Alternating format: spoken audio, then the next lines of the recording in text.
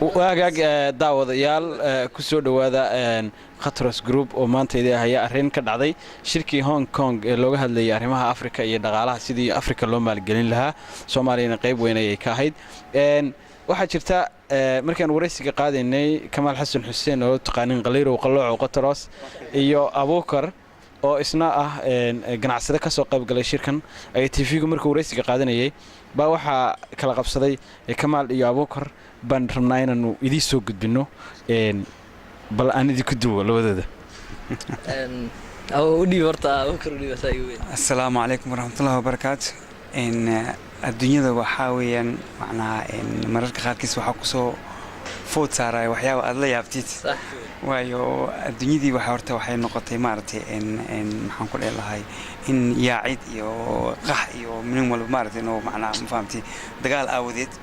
marka dagaalkii runtii wax ma noo faa'iideen wax buu naga dhimay maanta waxa dhacday anoo Soomaali ahay in Turkiga leeyahay anoo xamar ku dhashay oo maartay oo macnaa wax laga dhigo maartay oo Jazaa'ir sababtoo dhalinyarada macnaa aad waxaan u faraxsanahay in waxa way dhalinyaro macnaa ma fahamtay aan wali xamar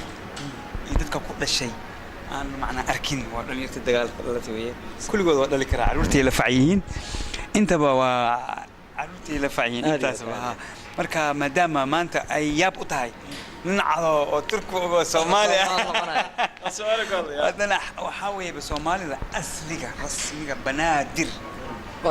magacaygu waxa weeye macnaa ama kambanigaygu waxa la laabay banaadir Abuukar banaadir marka waxaan qaatay maartay meeshan ku dhashay oo waalidiinteena ku dhasheen oo maartay aan ku soo kornay ku soo barbaarnay ayaa banaadir la dhahaa marka waxaan u nahay macnaa banaadir baan ka soo jeedaa Soomaali baan ahay laakiin number 1 waliba Abuukar waxa la ma garanaysaa waraysiga waxaan dhahay Carabi ma ku wareystaa mis Ingiriis marka Soomaaliga hor keentay aniga laftigay waa isku nahay waxa igu dhacay ku sheega horta ma sha Allah ninkana kaamir Dubai ninkan Abdi Nasir Dubai aniga halkaan taagnay شيء وحبان كلا هجاجنا موقتي دتكي مركز لوريسنا خفكي سير لوكال هرمار يخفكي دمبيناي وحد عندك عبد الرزاق هاي وحاور سنين أضجي باب الرخيص دكانك الصومالي ده هاي then إن يركب بعد إن كان يمد ما قرنا يعني إن كان وقت بس مركب عم فهمي قال ده أجانب تعلق كل ما ماشي شركة سوي يمد أو أصلا انترفيو تي في كربه مركب حنربي إن كان أي باقي يقول لي هاي ninkan ka soo leex meesha ninkan ka soo leex meesha uu leeyahay ana automatic waxa uu fahmay macnaha inaan wareysanayo ninkan ajnabi waaye gooni u dhig ninkan aan wareysanayo kadib aan ku celin inuu idhaayo waan soo cararay ninkan oo imid waxaan ku yiri akhi taal واحد مره aan ku dhahay ana nin ajnabi ma leedahay baash uu intixgeliyay geesa uu la baxay markaas waxaan ku yiri hadii aad rabtid interview please waxaan la sug ana markaas English kula hadlayo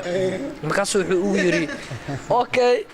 لكن same company أنا هاي واحد يبغى ملاهن ويقول ده مركز عندي أوكي كلابو automatic عبد الناصر كاميرا دوه يقول لي هذا نوعي بقى نك علي ويقول لي هاي